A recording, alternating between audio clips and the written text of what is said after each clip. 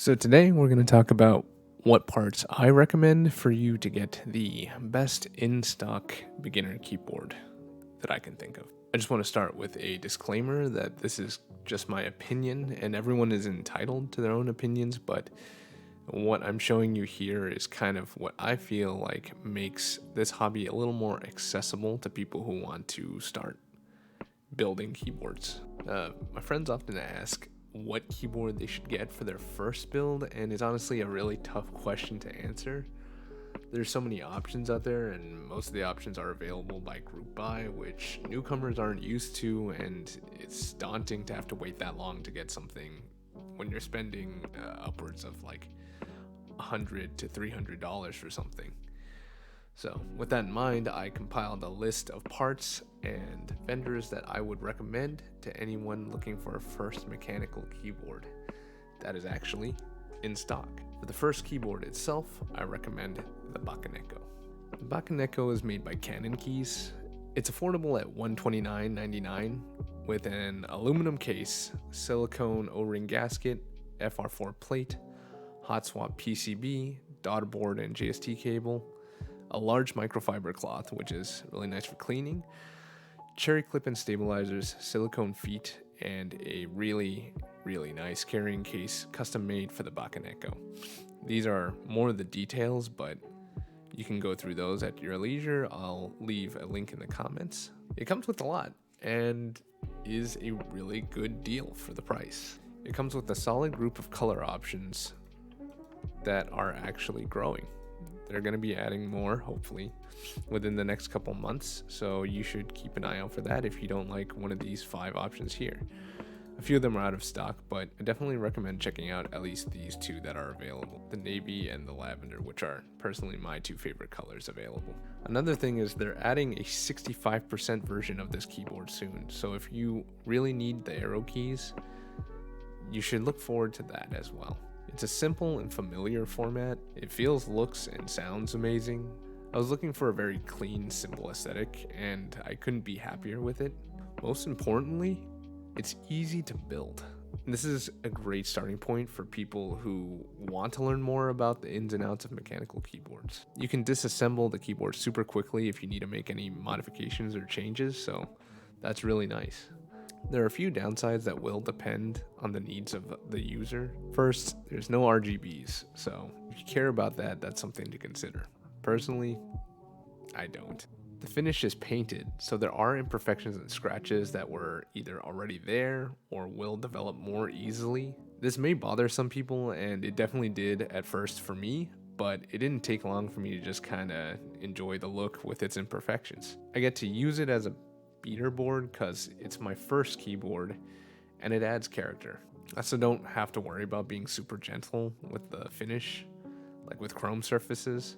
I can kind of move it around my desk without having to worry about, the blemishes that may happen. If it scratches, it scratches, but again, it's a relatively affordable board and it's your first board, so you can expect to beat it up a bit. Another thing is it's a 60%. That's a benefit and a cost depending on the user.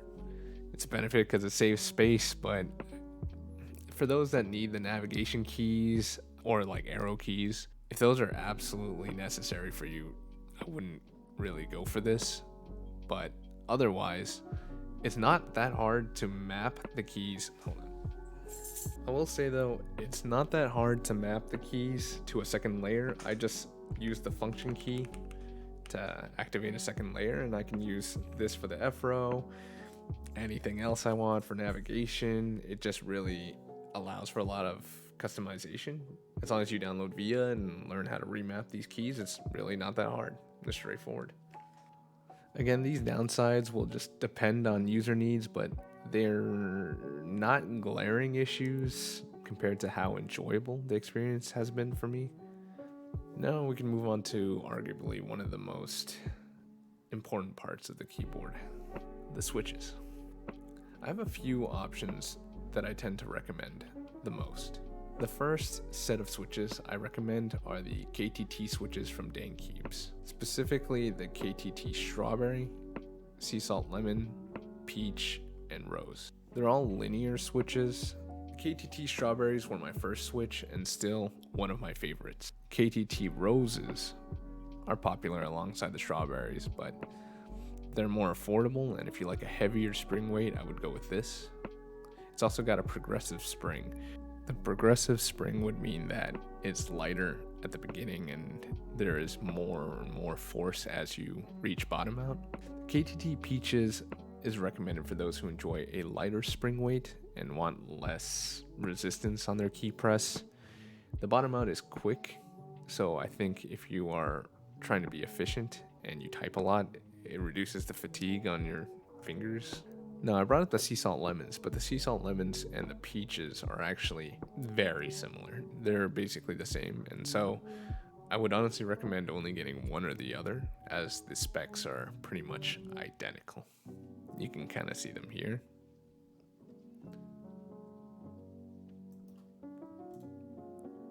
But I'll let you kind of browse that on your own. Again, I'll leave some links in the comments. Now, the 3 switches come in and out of stock regularly and should be pretty easy to find if you can wait between restocks. It shouldn't take any more than a month or 2, I believe. And the KTT Strawberries are actually available right now, so I would recommend that. The nice thing about these is that they have a 5-pin version available now, which wasn't there when I first got them. They were only available in the 3-pin variation. So I definitely recommend trying to cop a pair of these. They're a little more expensive than the others, but I like them a lot, and I can't wait to try roses. But sea salt lemon, peach, and strawberry are all amazing. My second recommendations are off of Canon keys also, just like with the Bakeneko, and they are the Raids, the Navies, and a third one that I wasn't really expecting to throw on here yet, but I will anyway because they're really good and they're available, the Lavenders. So I'm going to start off with the Raids. The Raids are actually a linear variation of the Navy, and I think it was made afterwards. But they are a very smooth switch. I've had them recommended, and they're lighter, so they're easier to type on. They're 3-pin, so if you have like a drop or something, but you know, I again get the Bakeneko, you have a 3-pin, so you don't have to clip the legs. That's really nice. The Navies are the tactile variation of that. They were created first, but they're also a very nice, smooth, light 3-pin switch. The Navies are currently available, but it looks like the Raids seem to have gone out of stock as I was making this video, unfortunately. The reason why I had these here for the video was because they were available and they were basically half off. They were $11.38 for 35 switches, which is incredibly cheap.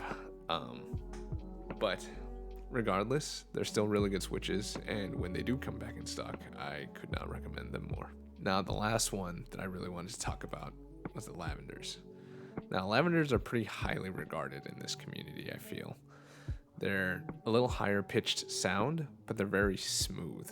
They have that, the nylon top and bottom with the palm stem, which is I feel like a pretty popular combination for smoothness, at least. And I had this here also because it ties into my last set of switch recommendations, which are not in stock right now, unfortunately. I know this video is such a bait, I'm sorry, but they come in stock regularly. They're not a group buy switch, so there is that. But every couple months, the Key Company restocks in tangerines, banana splits, and kiwis, which I really like.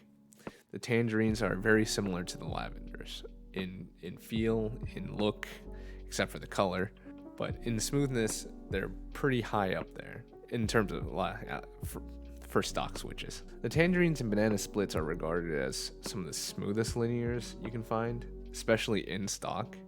This is good, especially if you're lazy to mod or lube your switches. The kiwis are also a really tactile switch. They have a good feel and are readily available. Well, they were, again, I'm sorry, but they restock pretty regularly, and when they do, they're in stock, which is nice. You don't have to place a group buy and wait several months like other switches I've seen. The last thing I want to talk about are keycaps. This is probably the part that people look forward to the most because it's fun and visually appealing.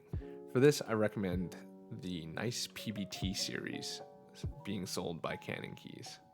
As you can see here, they have a series of NicePBT keycaps. Now, I like a very clean looking board, as you can see by my Bakeneko. If I hadn't had bought the set that I have here, I would recommend, again, supporting a vendor in the community and getting the NicePBT black on white. It's a very clean set, but the nice thing about this is that you can also add on accent keycaps. This is separate, but you can add on for just $12.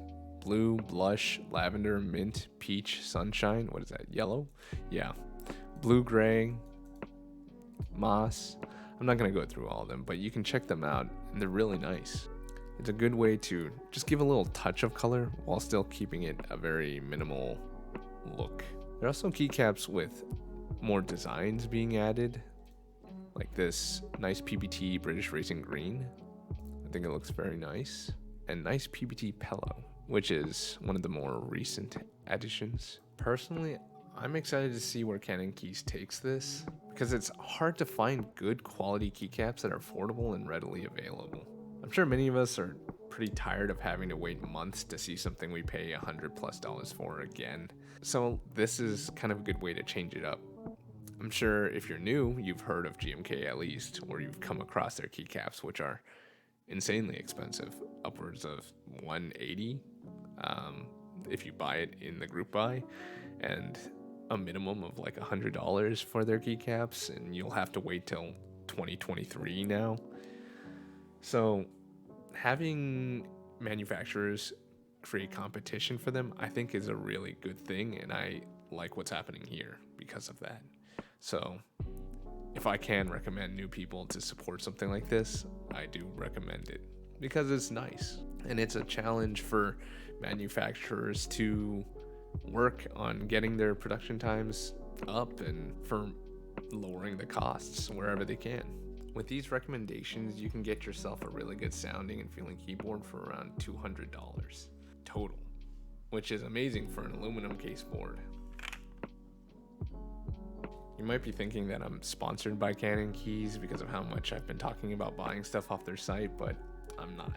I just really appreciate the steps that they're taking to make this hobby more accessible to newcomers and selling great products. It's a tough hobby to get into because there's a lot of gatekeeping and information to handle, but just having these simple options are an amazing first step to finding what you need and like and where you can get it. Just makes it easier to be able to get everything from the same place, which is why I brought up Canon Keys at least once in each of these categories, is because you could just get everything from one website and it's so much simpler.